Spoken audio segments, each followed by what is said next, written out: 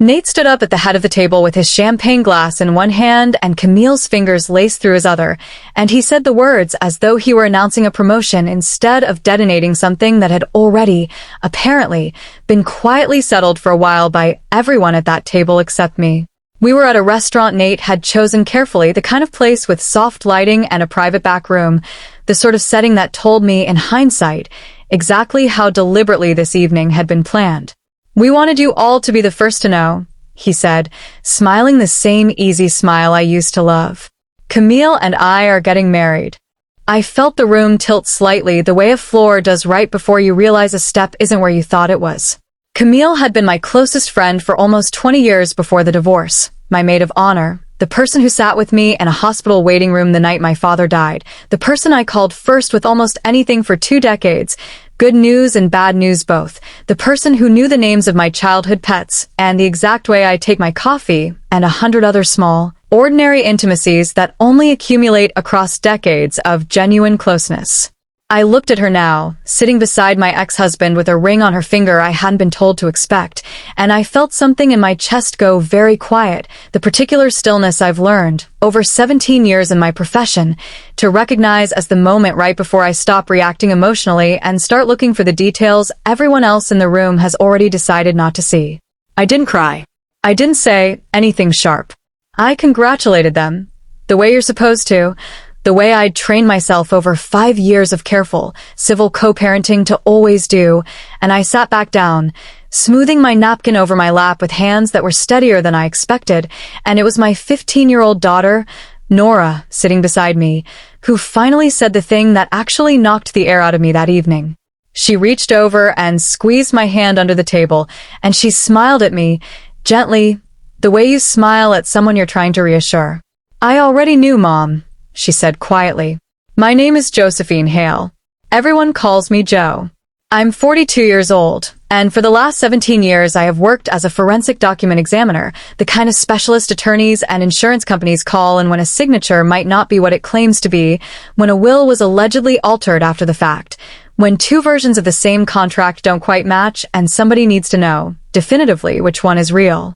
I spend my days under a microscope, examining ink density, pen pressure, the microscopic hesitations in a person's handwriting that reveal whether a signature was written naturally or traced, copied, forged by someone who studied the original closely enough to fool a casual glance, but not closely enough to fool someone trained to look past the surface.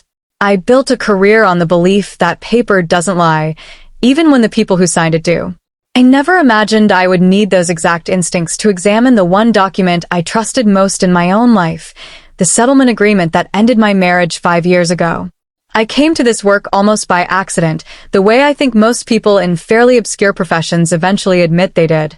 I studied chemistry in college, planning on something entirely different, and took a single forensic science elective my senior year almost on a whim, taught by a retired examiner who'd spent 30 years testifying in contested will cases. I remember the first slide he showed our class, 2 signatures side by side, identical to the naked eye, and the slow, methodical way he walked us through everything that distinguished the genuine one from the forgery, stroke sequence, pen lift patterns, the subtle tremor a forger's hand produces when it's tracing rather than writing naturally. I was hooked immediately, in a way I hadn't expected to be, by anything in 4 years of coursework. I've spent 17 years since then building a reputation for exactly that kind of patient, unglamorous attention, the specific discipline of refusing to accept a document at face value simply because it looks convincing enough to pass a casual glance. I won't explain how I got to that dinner table, watching my daughter smile gently at me with a secret she'd apparently been carrying for longer than I wanted to think about, because none of what came after makes sense without understanding what I believed for 5 years about how my marriage actually ended. Nate and I met in graduate school 19 years ago, both of us broke and ambitious in the particular way people are in their 20s, and Camille was already my closest friend by then, the 3 of us practically inseparable for the better part of a decade before Nate and I married. She stood beside me at my wedding in a pale green dress I'd helped her pick out, and I remember, that day, thinking I had built the rarest kind of life, a marriage and a friendship that had both somehow survived the transition into adulthood without either one costing me the other. The three of us had a rhythm for years that I genuinely believed was rare. Sunday dinners the three of us fell into without much planning. Camille, the one who always remembered Nora's school events even before I did. Nate and Camille bantering easily across the table in a way I'd always chalked up to nearly 2 decades of overlapping friendship rather than anything I needed to examine more closely.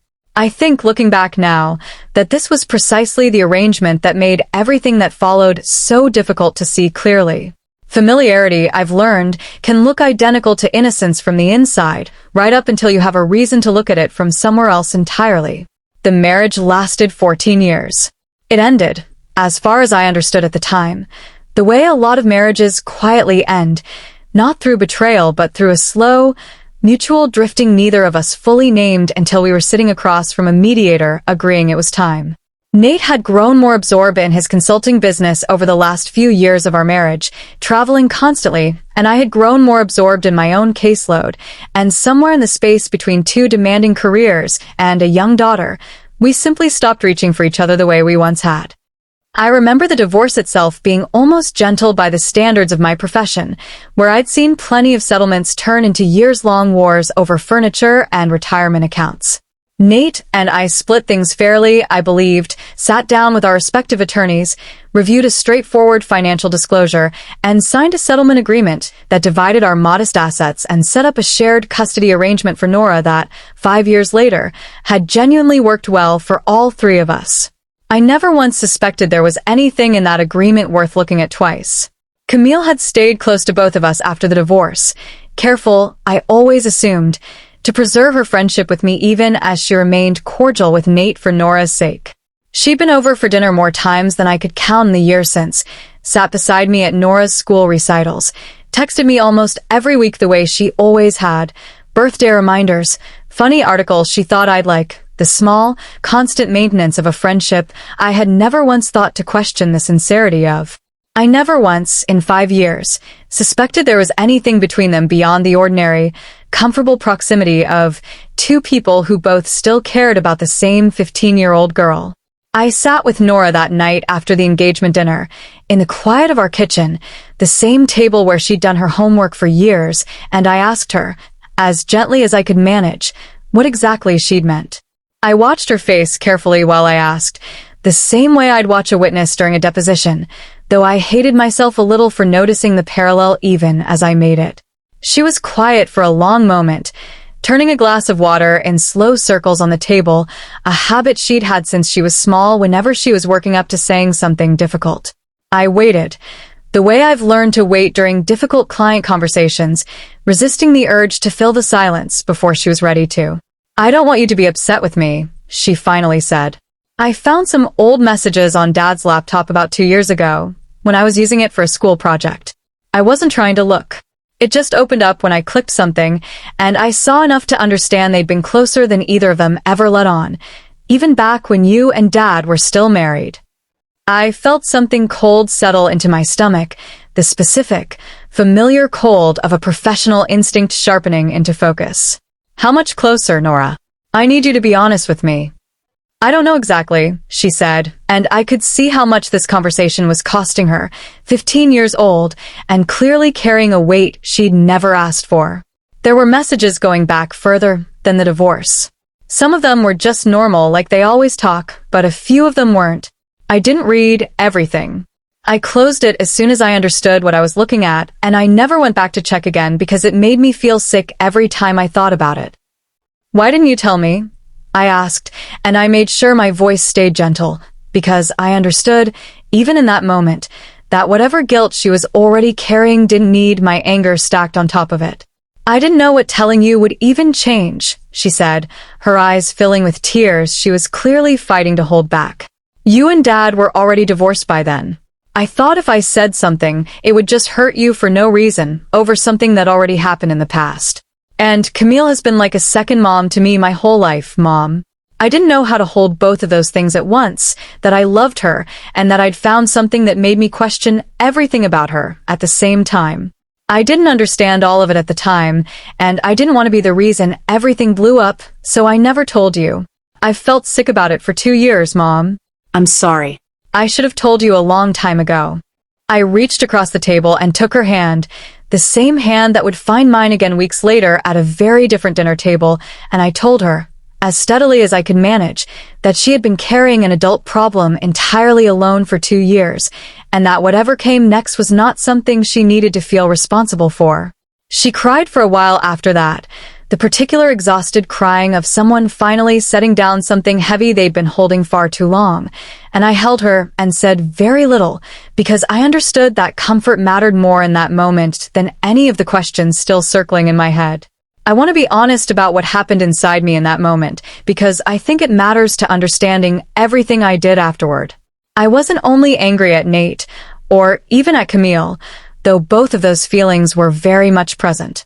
I was angry in a colder, more analytical way at myself because I have spent 17 years teaching juries and attorneys and insurance adjusters to notice the small inconsistency that tells the real story underneath the one someone wants you to believe, and somehow, inside my own marriage and my own divorce, I had let 5 years pass without once applying that same scrutiny to the 2 people I trusted most.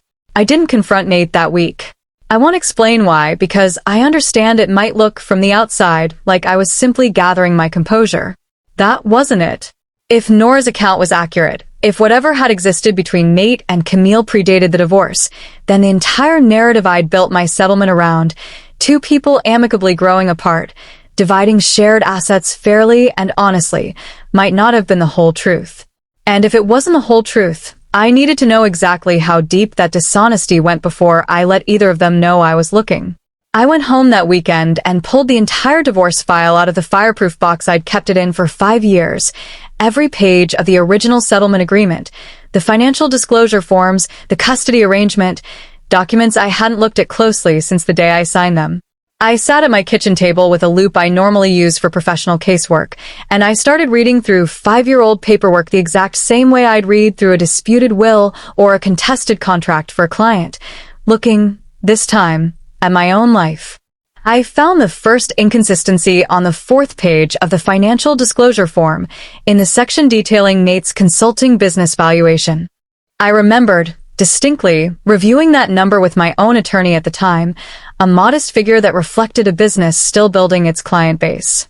The number on the page in front of me now was different, lower than what I remembered discussing, and more troublingly, the formatting of that particular page didn't quite match the rest of the document, a subtle shift in margin spacing that anyone outside my profession would never notice, but that immediately made the back of my neck go cold. I want to explain something about how forgery actually works in practice, because it rarely looks like the dramatic version people imagine from movies. Most document alterations aren't crude, obvious tracing jobs. They're substitutions, an entire page quietly swapped out of a signed document and replaced with a version containing different numbers, different terms, banking on the fact that most people never go back to compare every single page against their memory of what they originally reviewed. Attorneys rarely re-examine finalized settlements years later. Courts assume, reasonably, that a notarized document reflects what was actually agreed to. The entire scheme relies on nobody ever having a reason to look closely again, and for 5 years, nobody had. I've told clients this same thing more times than I can count over the years, that the most successful fraud isn't the boldest one, it's the quietest one, the one built specifically around the assumption that no one will ever bother checking twice, and it took living through it myself to understand how completely that assumption had governed my own life for half a decade. I spent the next several hours doing exactly what I do for clients every week, examining the paper stock under raking light, checking the font kerning against the rest of the document, measuring the precise spacing of the notary's stamp against the original signature page. I photographed each page under magnification, cataloging every discrepancy the way I would for any formal report, my hands steady even as something inside me had gone entirely unsteady with what I was slowly confirming. By midnight, I had enough to know, with the same professional certainty I'd bring to testimony in a courtroom, that page 4 of my own divorce settlement had been altered after I signed it, undervaluing Nate's business by a substantial margin and, as a direct result, reducing the equalization payment I was legally entitled to by tens of thousands of dollars. I sat with that discovery for a long time before I let myself feel the full weight of it, because I have learned, across 17 years of this work, that the first conclusion you reach is rarely the whole story, and I needed to understand exactly how the alteration had been made, and by whom, before I said a single word to anyone. I made myself a cup of tea I never drank, sat back down at the table, and started the comparison over again from the beginning, slower this time, checking every measurement twice, because I understood that whatever I concluded that night was going to be something I might eventually need to defend in front of a judge, and I owed it to myself, and to the daughter sleeping upstairs who had already carried this family's hardest secret alone for 2 years, to be absolutely certain before I let it become anyone else's problem to answer for. The signature page was the piece that finally told me everything.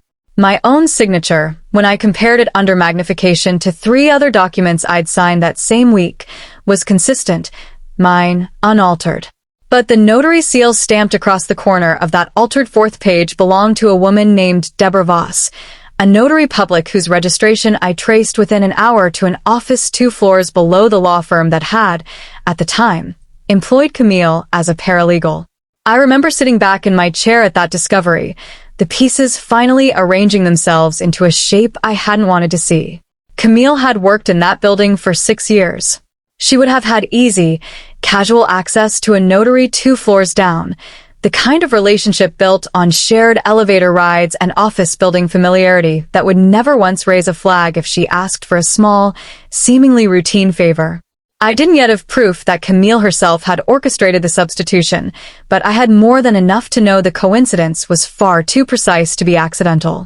I called Elaine Vogel the next morning, a forensic examiner I'd trained alongside early in my career and trusted the way you trust a colleague who has never once been wrong about a signature that mattered. We'd worked dozens of cases together over the years, and I knew, calling her, that she would give me exactly what I needed, an honest, rigorous second opinion completely uncolored by the fact that this particular case happened to be my own life instead of a client's file. I met her at her office 2 towns over, and I laid the entire file out for her without much preamble, because Elaine has never needed preamble either. She spent nearly 2 hours working through the comparison methodically, running the same tests I'd already run at home, cross-checking my own conclusions against her own independent analysis, occasionally making small notes on a legal pad in the same tidy, precise handwriting I remembered from years of shared casework. She was quiet for a long time, working methodically through the same comparison I'd already run twice at home, and when she finally looked up, her expression had the particular gravity I recognized from years of watching her deliver difficult conclusions to clients. "This isn't a subtle case, Joe," she said. "Page 4 was substituted after execution.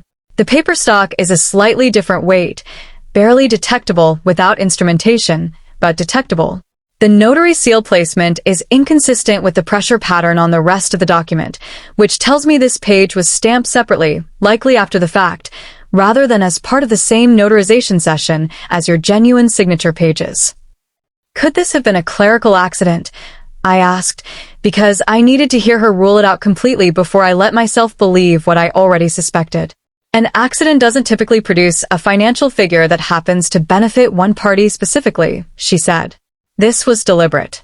Someone had access to your signed original, replaced a single page, and had it re-notarized by someone willing to stamp a document without verifying the signature session actually occurred the way notary law requires. That's not a mistake, Joe. That's fraud. She slid her own written report across the table toward me, formal, independently signed, exactly the kind of second opinion that would matter enormously if this ever needed to hold up in front of a judge. "I'll testify to this if it comes to that," she added. "You know I will. But I want you to be certain you're ready for what this actually means before you take the next step, because once this becomes formal, it stops being something you can quietly set aside." "I've been quietly setting aside enough for 5 years without knowing it," I told her. "I'm not interested in doing that again now that I actually have a choice." I called a family law attorney the following week, a woman named Renee Castellano, who specialized in exactly this kind of post-judgment fraud, someone Elaine had worked alongside on 2 previous cases involving contested estate documents. Her office was small, unglamorous, tucked into a converted house near the courthouse, and I liked her immediately for the same reason I've always liked the best people in my own profession. Nothing about her seemed interested in performing sympathy she didn't actually feel. She reviewed everything Elaine and I had compiled, the comparative analysis, the notary registration records, the business valuation discrepancy, reading through each page slowly, occasionally circling something on her legal pad, and she was quiet for a long moment before she finally spoke. "I want to be direct with you," she said. "What you've found here is more than enough to petition the court to reopen your settlement on grounds of fraud. Post-judgment fraud claims are notoriously difficult to win because courts are reluctant to disturb finalized agreements, but forensic proof of document substitution, especially combined with an identifiable notary willing to falsify a stamp, is about as strong a case as I've seen. The bigger question is whether you want to pursue this quietly through the courts first, or whether you want your daughter and your ex-husband to understand exactly what you've found before the legal process forces the issue into the open regardless." I thought about that question for a long time, sitting in Renee's office, because it wasn't really a legal question at all. It was a question about what I owed my daughter, who had been carrying a 2-year-old secret out of fear of exactly this kind of family collapse, and what I owed myself after 5 years of believing a story about my own divorce that had apparently never been entirely true. "What are my options realistically?" I asked her. "We can file quietly first," she said, "request the notary log records through discovery before either of them knows we're looking, build the strongest possible case before anyone has a chance to destroy or explain away evidence. That protects the legal strategy. It doesn't necessarily protect your daughter from continuing to feel caught in the middle of something she never should have had to carry alone in the first place." "I want both," I told her. "I want the legal case built properly, quietly, the way you're describing.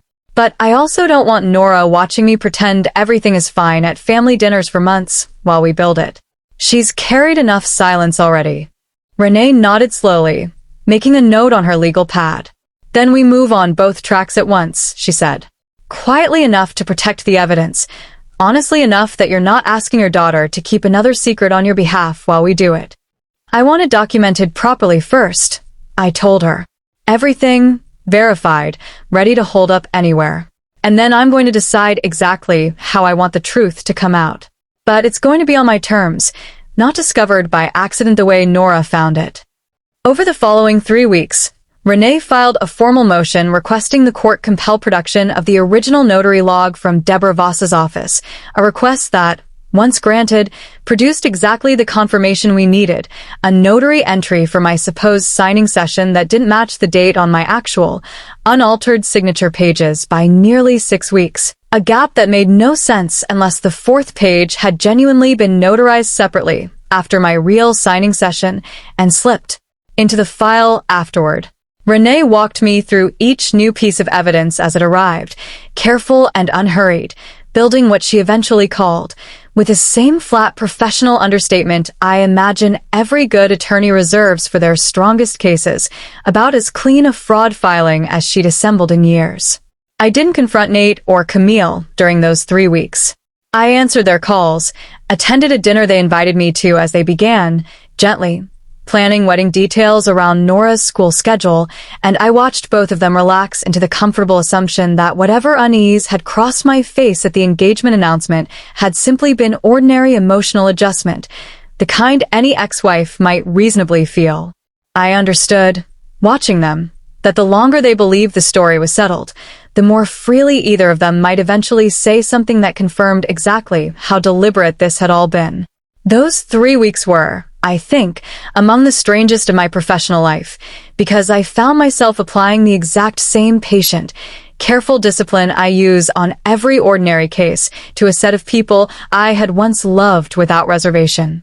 I kept a private file at home, the way I would for any client, dated entries noting small details, an offhand comment Nate made about the business's early years, a moment where Camille mentioned the law firm she'd once worked at with a little too much careful neutrality, the kind of small tells I've spent a career learning to notice and record without reacting to in the moment.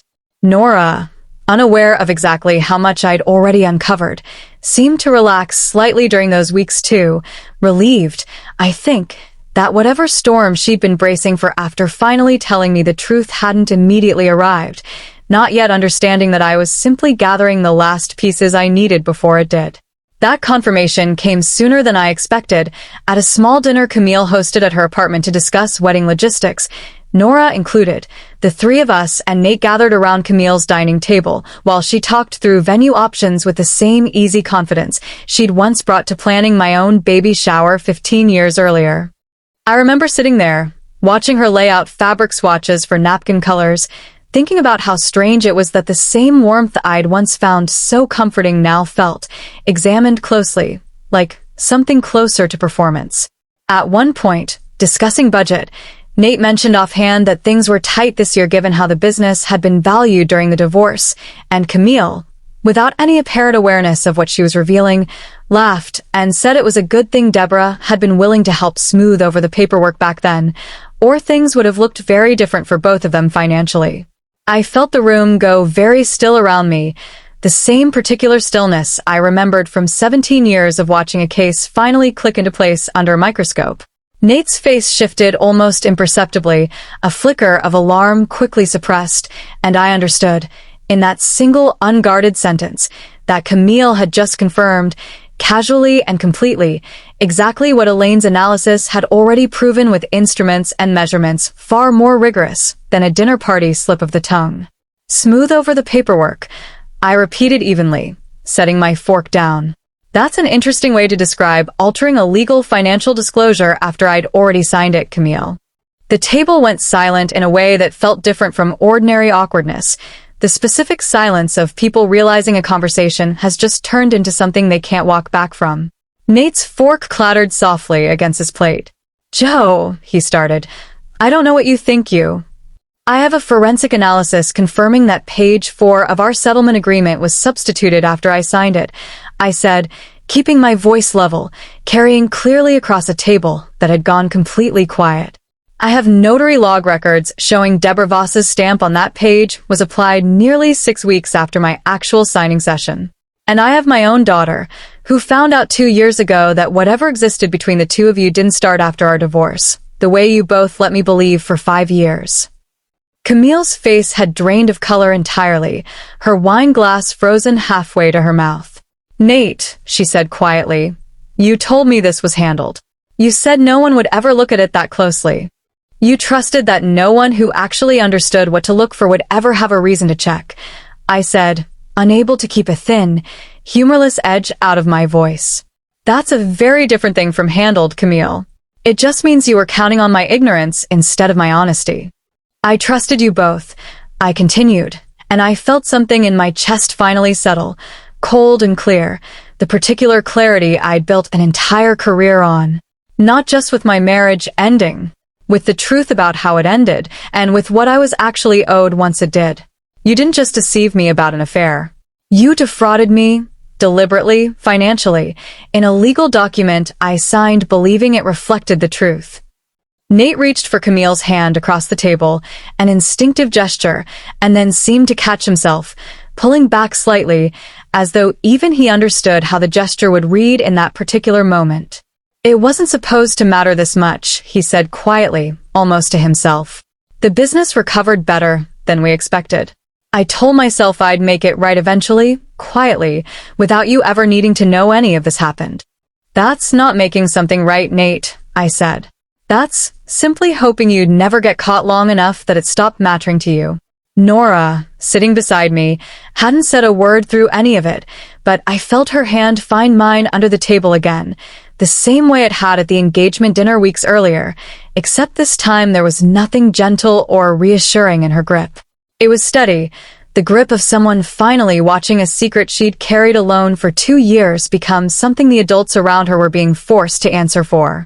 "You knew," Nate said quietly, looking at his daughter with an expression I couldn't quite read, somewhere between disbelief and something close to shame. "You've known for 2 years, and you never said anything to your mother." I was 15 and terrified of blowing up our entire family over something I barely understood, Nora said, her voice steadier than I expected, carrying an edge I'd never heard from her before. "I didn't forge anything, Dad. I just didn't want to be the reason everything fell apart. That's different from what you did, and I think you know that." Nobody had an answer for that. I sat there for a long moment, looking at the three of them. The man I'd been married to for 14 years, the woman I'd trusted for nearly 20, and the daughter who had apparently been carrying more weight, silently, than either adult in that room had ever noticed. And I understood, with a strange, distant clarity, that whatever came next legally, the far more important reckoning had already happened, right there at that dinner table, in the space of about 90 seconds.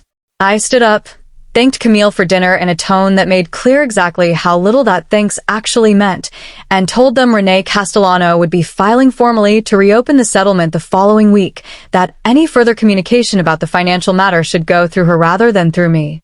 Nora stood with me, and we left together, the two of us, the same way we'd left plenty of ordinary dinners together over the years, except this one had cracked something open that neither of us had a name for yet.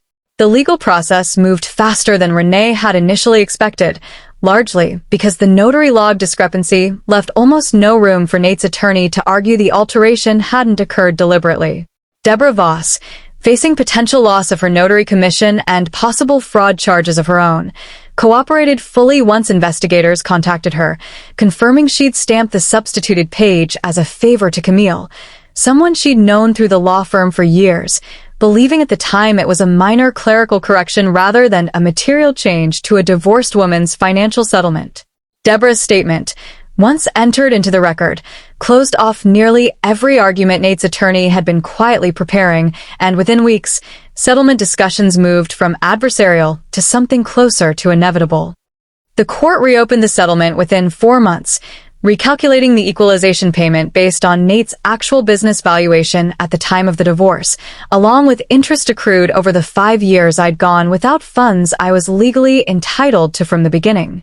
Renee called me the afternoon the final order came through, her voice carrying the particular satisfaction I imagine most attorneys reserve for cases that resolve exactly the way the evidence always said they should. "This is about as clean a resolution as these cases ever get," she told me. "You should feel good about how carefully you built this, Joe. It made all the difference." Nate and Camille's wedding, as far as I understand, still happened, though smaller and quieter than the version Camille had originally been planning around venue tours and cake tastings, a private ceremony I was invited to and, frankly, had no interest in attending. I heard, through the particular grapevine that exists in any small enough community, that several of Camille's own family members had grown distant from her once the fraud case became impossible to keep quiet, understanding, the way I eventually did, that what had happened wasn't simply a messy, ordinary case of an affair unfolding after a marriage's natural end. It had been a calculated decision, made years earlier, to deceive me twice, once about the relationship itself, and once, far more concretely, about what I was owed once it ended. Nora and I spent a long time that spring rebuilding something between us that had nothing to do with Nate or Camille at all. Evenings at our kitchen table where she finally told me everything she'd been carrying for 2 years, not just what she'd seen on the laptop, but the exhaustion of holding a secret that size alone, the guilt she'd felt every time I mentioned trusting Camille, the fear that telling me would make her responsible for destroying the fragile piece our small, three-way family had built after the divorce. I told her, as honestly as I could, that she had never been responsible for adult decisions made by 2 adults who should have known better, and that whatever guilt she'd been carrying belonged, entirely, to Nate and Camille instead. We started a small ritual that spring, Sunday mornings at a diner near our house, just the 2 of us, no agenda beyond pancakes and whatever she wanted to talk about, and I've come to think of those mornings as the actual foundation we rebuilt everything else on top of. I kept thinking if I just didn't say anything, everything would stay okay, she told me one evening, months after the dinner where it all finally broke open. I didn't understand yet that things weren't actually okay, just because nobody was talking about it. I thought about that sentence for a long time afterward because I realized it described something close to the exact professional lesson I've spent 17 years teaching clients, without ever quite applying it fully to my own life. A forged document doesn't announce itself. A quiet lie doesn't collapse under its own weight simply because it's dishonest. It sits there, undisturbed, exactly as convincing as the genuine version beside it, until someone finally takes the time to look closely enough to see the seam.